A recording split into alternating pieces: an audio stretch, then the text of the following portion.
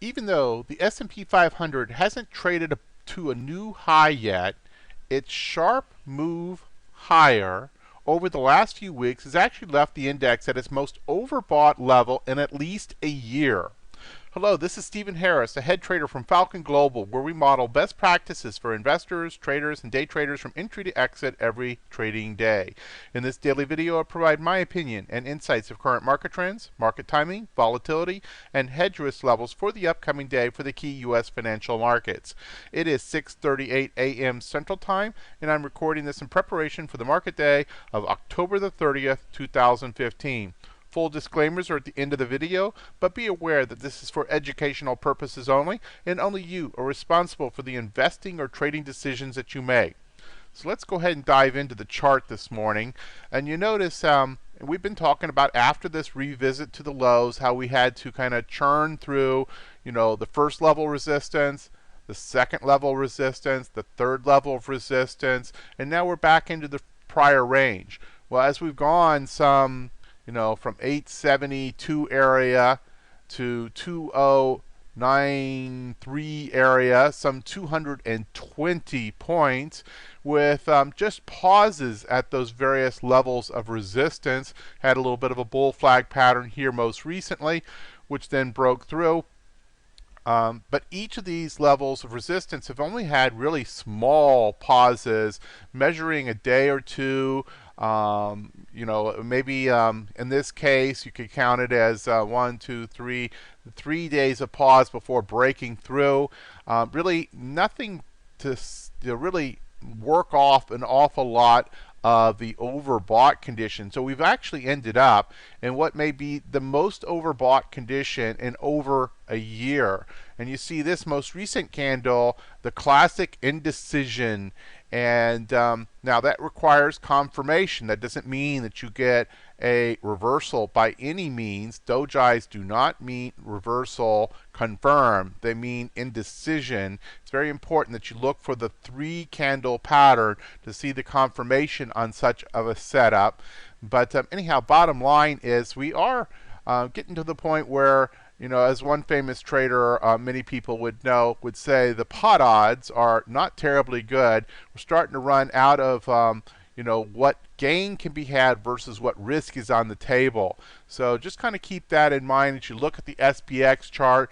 Now, in terms of next area of significant resistance, we do have some room for that. You could come up here at about the 2135 area before you'd run into an awful lot of overhead resistance. So that is one thing that is certainly working for the bulls, is that potential there.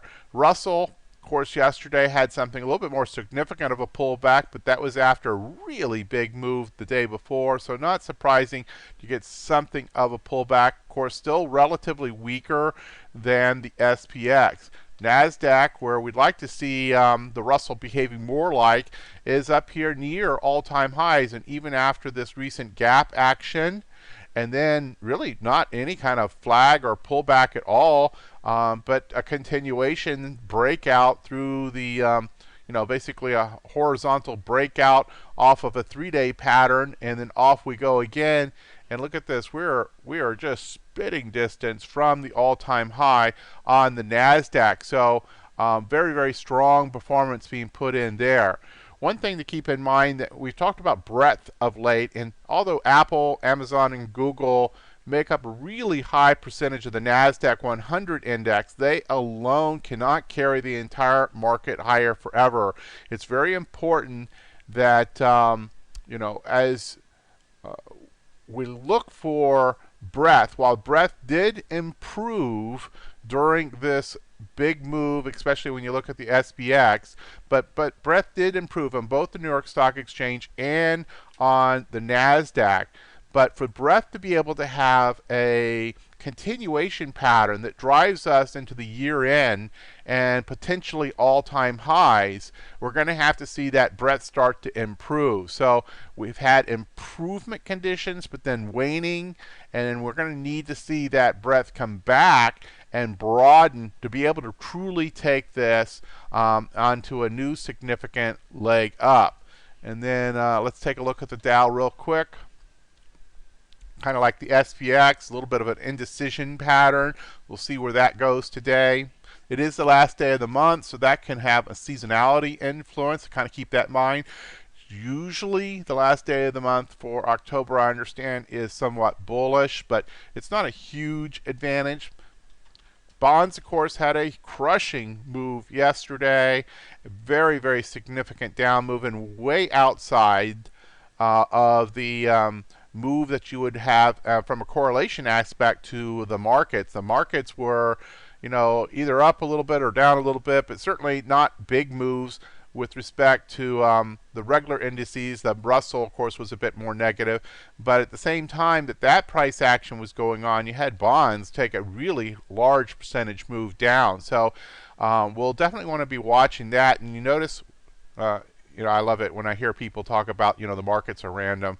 This is not random. Look at where that turned. That turned almost to the penny to the area that you would expect support to come in. And bonds is a huge market.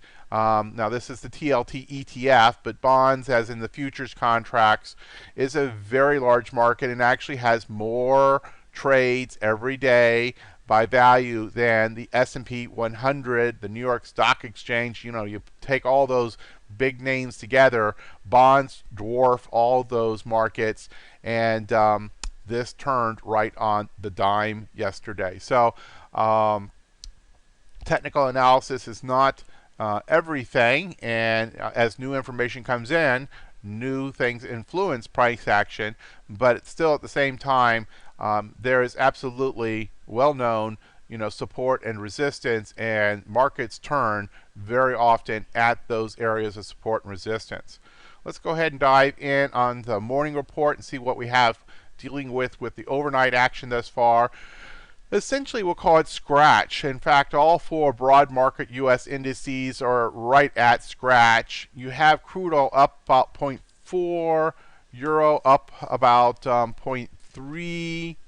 You have bonds up about a quarter, and you have gold essentially scratch. In terms of overseas action, not anything terribly exciting. China is essentially scratch.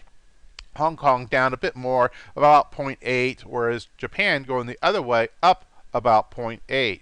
Germany's down about a third, as is the United Kingdom. So relatively mixed, with the U.S. essentially scratch and overseas markets perhaps marginally down. In terms of the macroeconomic reports for today, as we mentioned yesterday and looking ahead, there is actually a fair amount of news today. You have on the U.S. the core price index, personal spending, Chicago PMI, and FOMC member Williams speaking, and then during market hours, the University of Michigan Consumer Sentiment Report. So pretty good slate of action here for a Friday. In terms of volatility conditions, short-term VIX 14.54, nothing terribly alarming by that. Skew continues to be elevated, and we've seen this now persist for about 2 weeks with very high skew levels. IV percentile, though, much like the short-term VIX, doesn't portend anything particularly alarming, and indeed is very, very low at a 12 in the S&P, 14 in the Russell, 18 in the NASDAQ, and 16 on the Dow. We did have a standard deviation move put in once again on the Russell, this time a down move.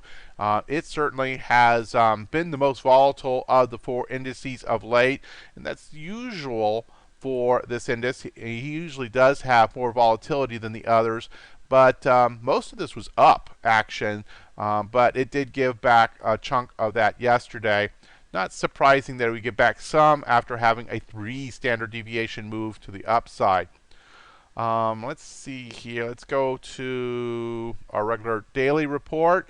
Still bull flags is the expectation, looking for shallow pullbacks, and then longer bullish legs is the primary pattern that we've been recognizing in recent weeks.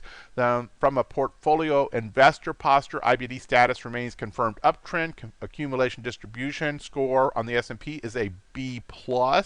NASDAQ a C. Still slightly in the warning stage. And again, while the Nasdaq is near all-time highs, it's been built on the back a pretty narrow breadth.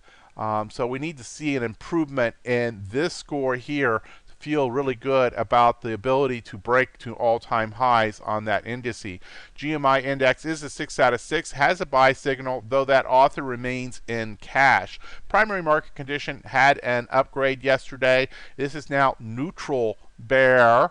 So again, slight improvement there, still something of a warning sign. Also double check the decision point charts yesterday, see if we'd had any changes there. No changes yet. We still have this kind of mixed phase between the short being all bullish, the intermediate term being mixed signals, and the long term being generally down signals. So getting mixed signals across the time frames there. In terms of intermediate term market posture, very bullish posture with an upslope sentiment. So when you put all this together, the consensus still remains something of a mixed transitionary kind of picture with the bullish bias. The expectation at this point is that when this finally resolves, what are we more likely to see? All up arrows or all down arrows? All black up here or more red? More likely than not, we're going to see a bullish bias be the outcome of this transition from the looks of all this consensus building at this point.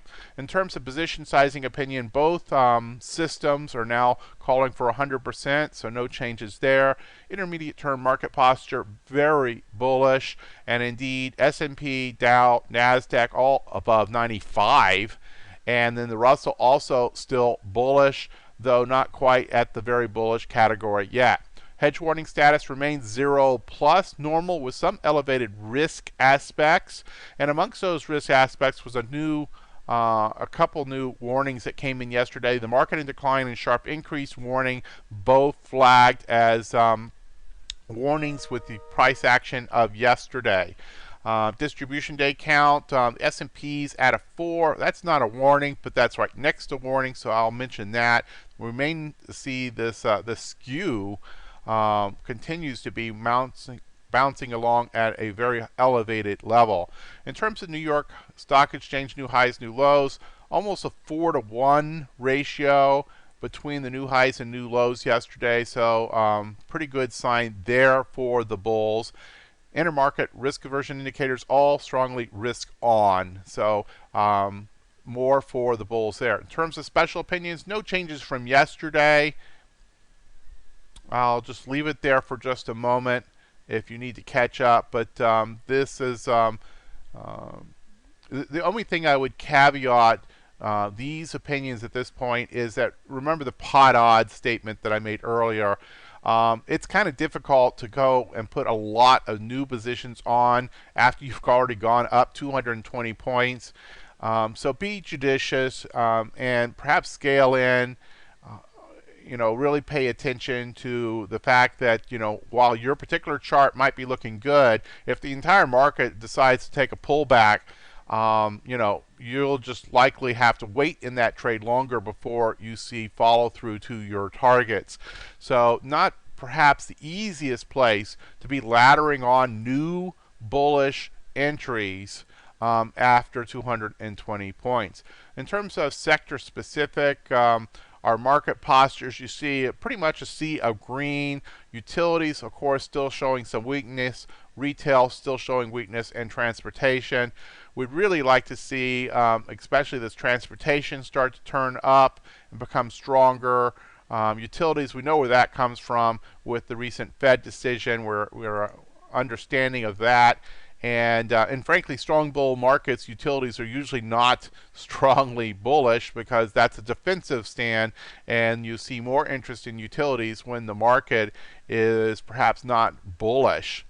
Retail, of course, this still continues to be an area of concern and trouble related to the Walmart and others with their increasing costs. In terms of percent change, pretty good day here yesterday. You see, look at these financials up 2.4%. Certainly that's a good sign for the bulls. Financials need to do well for the broad market to truly be strongly bullish. Energy also had a big day, though this one certainly has had a lot of volatility of late and is still down year to date over 15%. Materials, much like energy, also had a good day. It has been an area of pretty significant weakness, and you still see the year to date is 7% down on that sector. Though we're starting to see more consistency in these lower time frames, 1 day, 5 day, 1 month. And indeed, you remember right at 1 month ago was the revisit to the bottom. So as we see this action continue, if it's truly going to be bullish, we should start to see more and more of this 3-month holding up as not just positive, but strong positive. And that will tell us that we're really starting to make some headway across these individual sectors. That should be enough for today. As always, if you find what you're getting from here is helpful, subscribe to us to the YouTube channel. That allows you to get notification to the posting of these videos early in the morning before the market opens, and be able to listen to that at your leisure before things get busy. The other piece to it is, you can show appreciation if you're finding what we're doing is helpful by liking us on YouTube, retweeting us to your Twitter followers, to your StockTwit followers, etc. Email support at falconglobaltraders.com. More opportunities are available for education, and you see the website here to get more details about this opportunity. The website here about more educational opportunities from Falcon Global. And of course, disclaimers as always. Hit the pause button if you need more time to review these, and we'll see you back here on Monday morning for the market preview from Falcon Global. Good trading and goodbye.